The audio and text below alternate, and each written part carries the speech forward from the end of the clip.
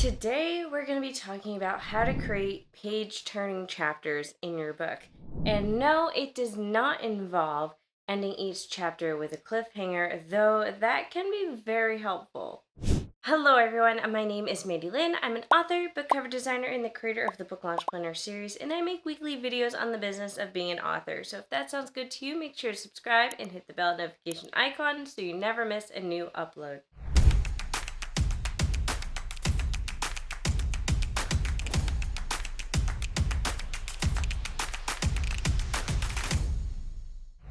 Before we can talk about how to create page-turning chapters, let's first talk about what makes a good book. Most people think it's the plot that makes the book good, but I personally believe it's the characters that make the book good. That's not to say plot doesn't pull a lot of weight and plot isn't important, but I do think that if you have a book with a really good plot but bad characters, it can make or break the book still. Whereas you can have a meh plot, but really good, interesting characters, and readers could still love the book.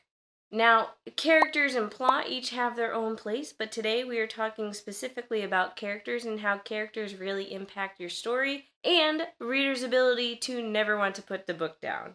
I like to think of it this way. If you have a good plot, but hateful characters that your readers can't stand, and not in like a good way, but in a really annoyed way, then they might still finish the book to figure out how it ends because the plot is interesting, but they're gonna hate the journey along the way.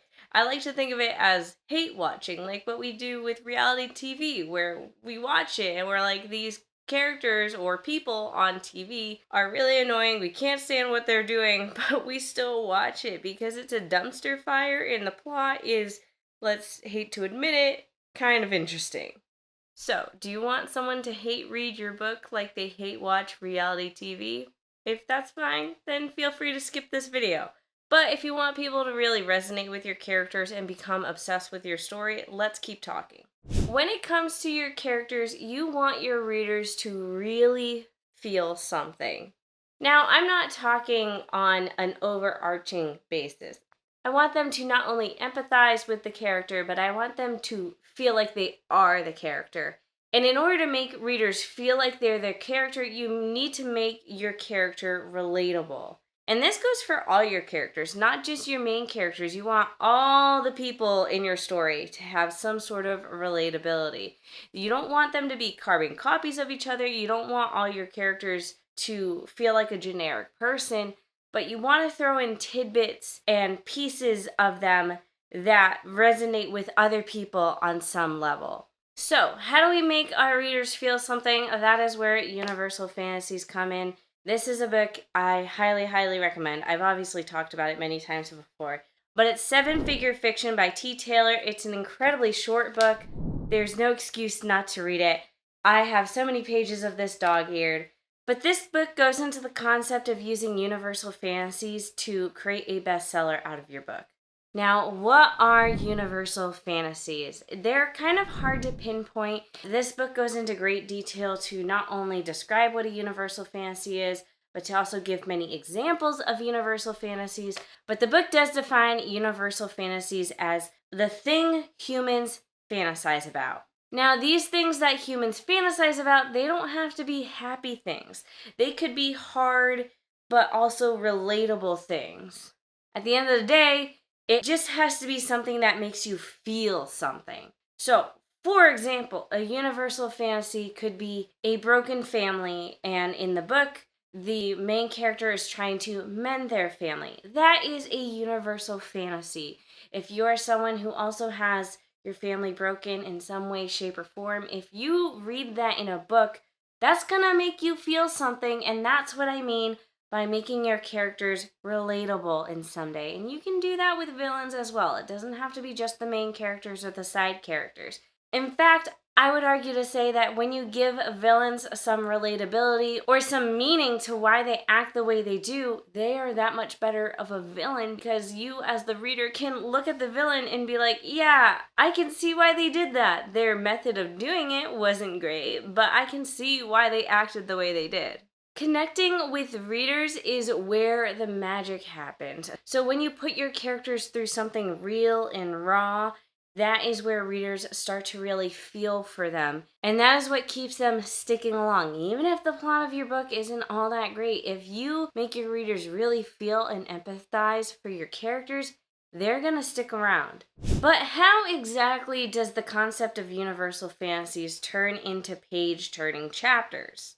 This goes back to chapter 16 of Seven Figure Fiction, and that chapter is rules for writing your best bestseller using your universal fantasies to make writing your story way less confusing. This chapter reminds us that there are 5 rules to writing a novel, and I'm not going to go over all 5 rules today. I think you guys should just read the book. We're just going to go over rule number 1 when it comes to writing a bestseller. And this is actually something I talked about in a previous video. Rule number 1 is every scene and every chapter should have at least one universal fantasy. How do you ensure every scene or chapter has a universal fantasy? Well, when you're outlining your book, I want you to not only just outline the book, but identify some sort of universal fantasy in each scene or chapter. This is something I did in the Trail to You and Me. As you can see, we have the outline of the book, and I wrote in blue UF, which is Universal Fantasy, and then I wrote down what types of Universal Fantasies were in that scene. So let me find an example. So chapter 1, struggling main character. Chapter 2, struggling main character, comeback kid, dreaming of happily ever after. Chapter 3, flirting with a stranger. Chapter 4, unfamiliar world, created families, and flirting with a stranger. Chapter 5, flirting with a stranger. Chapter 6, flirting with a stranger, having a guy take all your problems away. Chapter 7, puppy love. Chapter 8, puppy love and being a hero / saving the day. And the list goes on. As you can see, I actually just labeled this as Universal Fantasies outline. And I just summed up the chapter in one sentence and then would in the blue pen write what the Universal Fantasies were.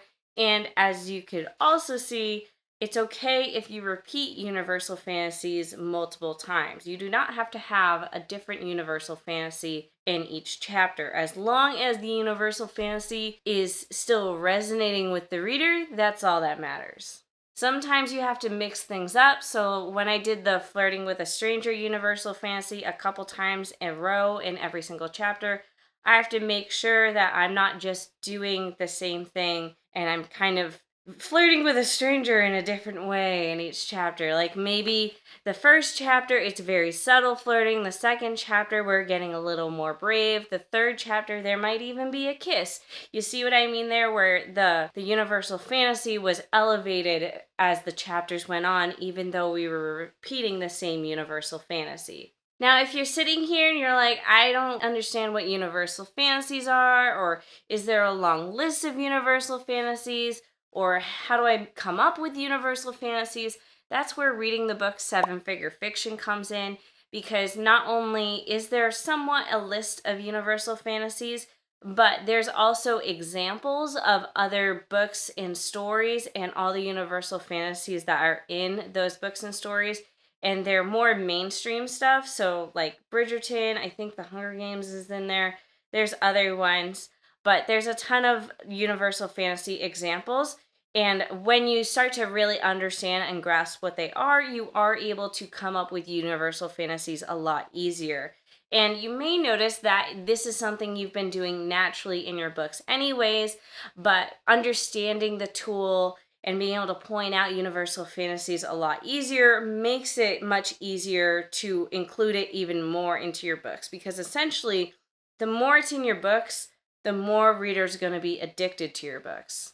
So like I said, I'm not going to talk about the other 4 rules that are talked about in this chapter of Seven Figure Fiction. If you want to learn what the other 4 rules of creating a best-selling book are, make sure to read the book. It'll be linked in the description of this video.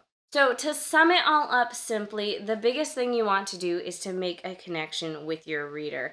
And that is the thing that's going to create page-turning chapters. Because when they really feel for your characters, they're not going to want to step away from your characters. Anyways, that is it for this video. Thank you all for watching. Be sure to give the video a thumbs up, comment down below, and subscribe.